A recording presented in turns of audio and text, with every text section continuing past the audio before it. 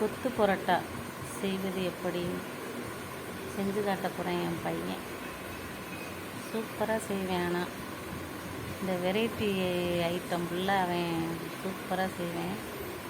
நல்லா சூப்பராக இருக்கும். இது செஞ்சாலும் அவன் செய்ய போகிறேன்.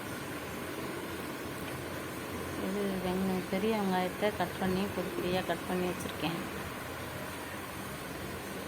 எண்ணெயை ஊற்றி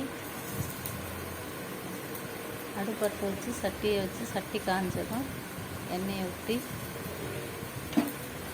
அந்த பொடியாக கட் பண்ணி வச்சுருக்கானே 2 பெரிய வெங்காயத்தை அதை சட்டியில் போட்டு அதில் லைட்டாக நைஸ் உப்பு போட்டு அது சீக்கிரம் வதங்குறதுக்காகவும் ஒரே மாதிரி நல்ல பொன்னிறமாக வதங்கும் உப்பு போட்டோன்னா. அதனால் லைட்டாக உப்பு போட்டு அதை நல்லா வதக்கிட்டு அதுக்கப்புறம் ஒரு நாட்டு தக்காளி அதை நல்லா அதில் திருப்பி விட்டுட்டு தோலெல்லாம் எடுத்துடணும். தோலை எடுத்துட்டு அதை நல்லா திருப்பி விட்டுட்டு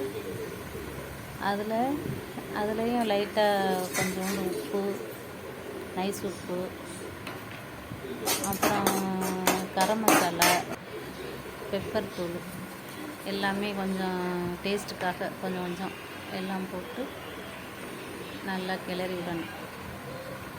அந்த மசாலாலாம் கொஞ்சம் பச்சை வடை போகிற அளவுக்கு நல்லா கிளறணும். நைஸ் உப்பு போட்டதுனால கொஞ்சம் சீக்கிரம் தக்காளி டக்குன்னு கரையும். அந்த உப்பு போட்டு வதக்கிறது சீக்கிரம் கரையும். 3 பரோட்டா பிச்சு சின்னதாக பிச்சு அதை அதில் போட்டு இந்த மசாலா நல்லா மிக்ஸ் ஆகிற மாதிரி எல்லாத்துலேயும் நல்லா அந்த பரோட்டாவில் மிக்ஸ் ஆகிற மாதிரி கிளறிட்டு அதுக்கப்புறம் வெஜ்ஜு குருமா ஹோட்டலில் வாங்கிட்டு வந்தாவேன் அதை அதில் ஊற்றி நல்லா எல்லாத்தையும் அந்த பரோட்டா மிக்ஸ் ஆகிற மாதிரி ஃபுல்லாக கிளறணும். நல்லா எல்லாமே உள்ளே சாரணும்.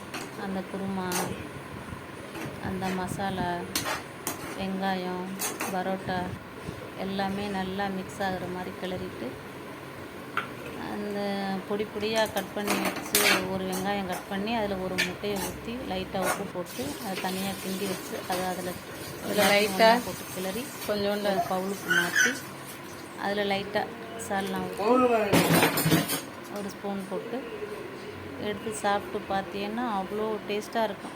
ஹோட்டலை விட சூப்பராக இருக்கும்.